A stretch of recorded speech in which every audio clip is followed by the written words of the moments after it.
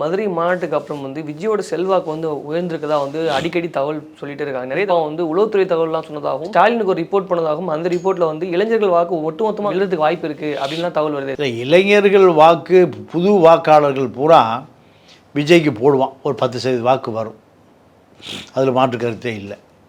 ஆனால் அந்த வாக்கு திமுகவுக்கு ஒரு பெரிய இடையூறாக இருக்குமாங்கிறது தெரியாது.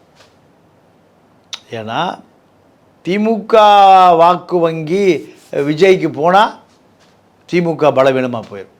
இந்த வாக்கு விஜய்க்கு போகிற வாக்கு அத்தனையுமே இளம் வாக்காளர்கள். அவன் திமுகக்குள்ளே வரணும், அதிமுகக்குள்ளே வரணும், வராமல் எங்கே போகிறான்? விஜய்க்கு போகிறான்.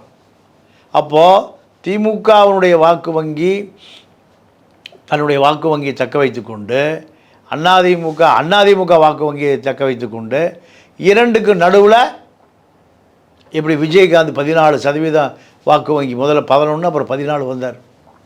14% வாக்கு வங்கியை விஜய் முதல் ரவுண்டே வாங்கிட்டார்னா அரசியல் களம் சூடு பிடிச்சிடும்.